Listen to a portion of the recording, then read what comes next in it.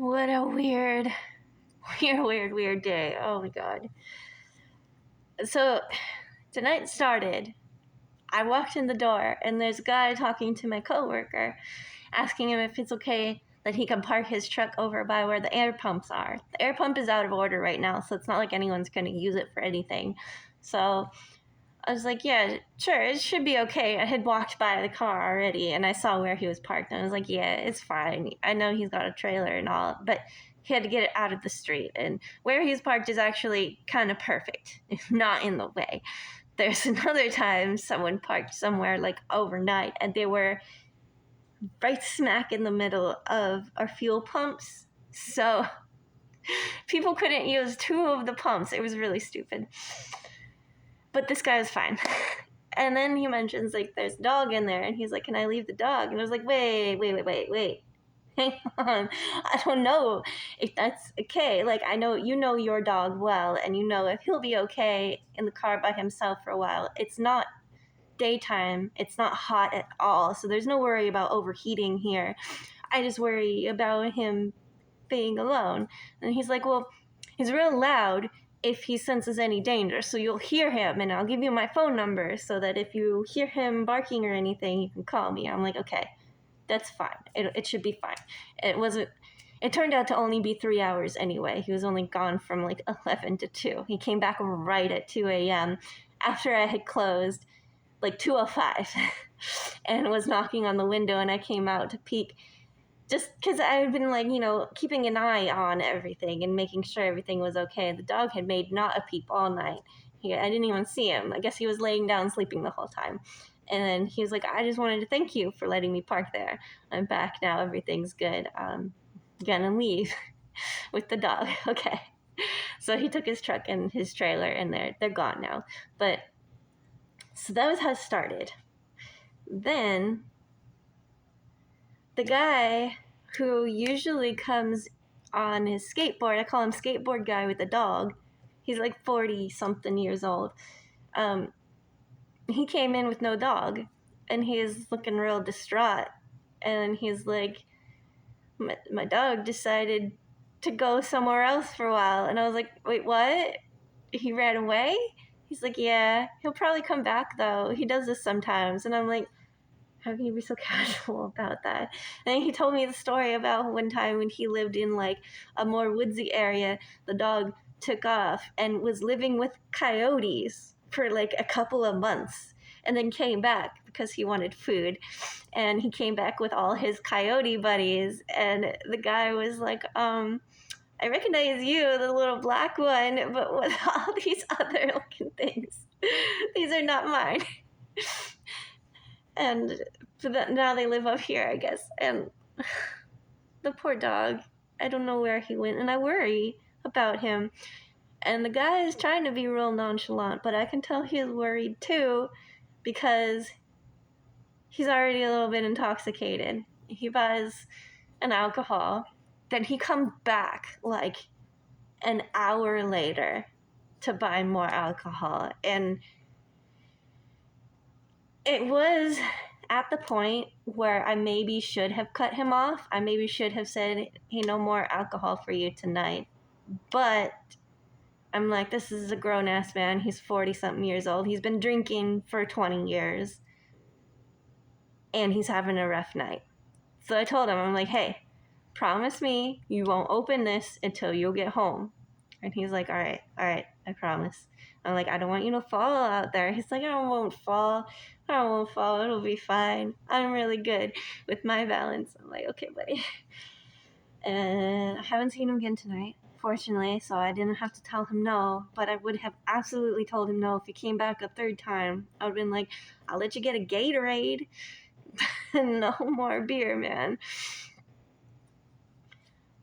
And then another guy who's a regular and is in his 40s, he usually asks me, like, what kind of music I've been listening to lately or whatever. He tries to ask, like, random questions to strike up a conversation, which is fine. A lot of people do that. I don't mind. But this time, he was on the phone with somebody, and he was walking through the store, like, talking to somebody on the phone. I think they were talking about basketball or something. It was It was sports of some kind, talking about players and shit. And he comes up in the middle of this conversation. He leans over and he kind of whispers, "Hey, do you have a boyfriend?" And I'm like, "Yes." Totally unexpected. Not wanted. This advance was not wanted. Not that there was necessarily anything wrong with him in particular. It's just kind of rude if you're on the phone with somebody else and you're asking the gas station cashier if she has a boyfriend. That's weird. And so he just leans over again and he goes, "Well, I hope he treats you right. I hope he treats you right." And I was like, "Yes, thank you. I appreciate that. Okay, your total is blank. Goodbye." Oh my god. And then,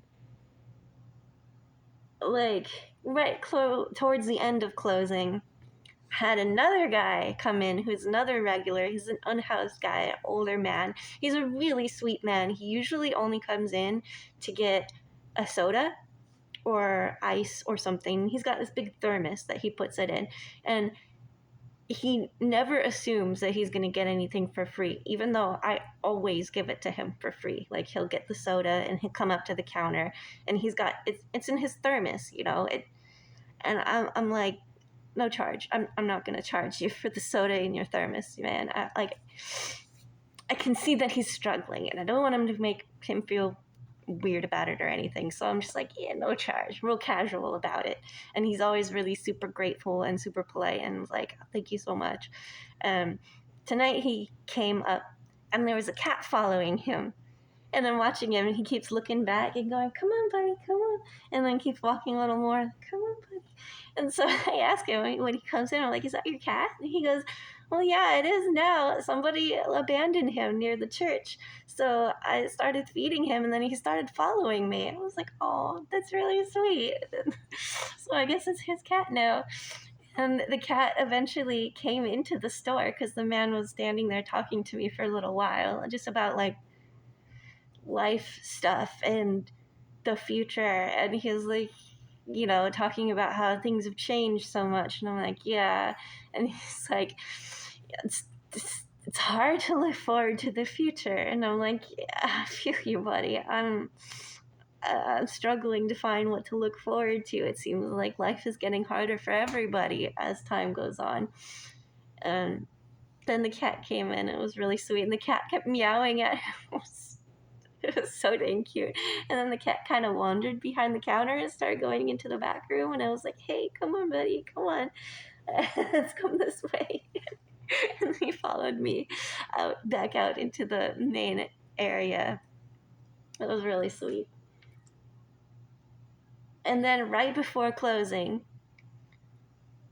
a couple of people came in. I have this one regular who like gets up for work and leaves for work at like 1:30 in the morning. And I don't know what he does, but some kind of manual labor job because he's got a work truck and a bunch of stuff in his truck. Maybe he has to drive far to get to where he starts his job or whatever. I don't know. But he always comes like pretty close before 2, 1:30, 1:45-ish. Fortunately, I still had coffee left for him, so that was good. He came and he got his thing and left, and just as like he was in there, another person came in right at 2 a.m. and it's another regular old lady in a power chair who always, you know, comes in and usually asks me to get her some monsters off the shelf because she can't reach that high from her chair. And she's a super sweet lady. So it was just like real busy right up until the end there. And then I closed like 2:05. And yeah, man, no, crazy day. Crazy day. And I've been struggling with depression hardcore. I still am, but at least it was an interesting day and not a scary one. You know what I mean? I was talking to the older man a little bit about, like, he's like, you handled being robbed last time pretty good. And then he mentioned seeing like a swarm of police around last week, and I was like, yeah, we got robbed again, but it wasn't me this time, fortunately. And he's like, I don't know, this world's going crazy. And I'm like, yeah, I know, dude. It really is. One last thing before I go, because I remembered this happened to me on Friday morning at like 6:30 a.m. These two girls came walking into the store. They look about college age, like 20 years old, but not obviously 21, right? One girl just gets a soda and comes up to the counter, and her friend goes and grabs 2 cans of alcohol. I think it was twisted tea or something, brings it up to the counter, and I look at the both of them and I'm like, smile real sweetly and like, can I see both of your IDs, please? And the girl who brought the teas up to the counter looks super embarrassed, looks down and goes, oh, I forgot mine. I'll just put these back. And I take them. I was like, it's okay, I'll put them back for you. And then she keeps profusely apologizing. And I'm like, in this moment, I know she is not 21. She tried to pull a fast one on me, and she's embarrassed about it. And I also don't think it was a test because of how embarrassed she looked. We do get tested sometimes. I don't think it's happened to me, but the ATF or the police department, I don't know who does it, but they literally hire minors to go to places to try and bust people selling alcohol to minors. So I was like, on the off chance it's this. Also, I'm not going to sell alcohol to the minor anyway, regardless, but it's super extra important if it's someone auditing me. But I don't think it was that, because she was super embarrassed and her friend kind of rolled her eyes a little bit. But yeah, that's my Monday. Happy Monday. I hope nothing else crazy happens this week. I hope the rest of the morning is just a chill one. It's been ramping up in busyness compared to last week and the week before. It's a lot busier. So maybe there's more people in town right now. I don't know what's going on, but that's okay. As long as we don't get robbed again, we'll be fine. Oh, one more thing. This video's getting long, I'm sorry.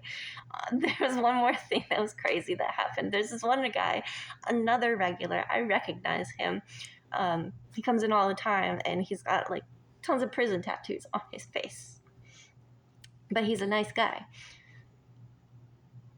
He came in, he's like, I have to make it to the grocery store so I can get cash back, but I need gas to get to the grocery store. Can you spot me $2 of gas, and I will leave my ID with you so that you know I'm coming back? And I was like, yeah, dude's not gonna leave his ID behind, and I see him all the time. I know he lives around here.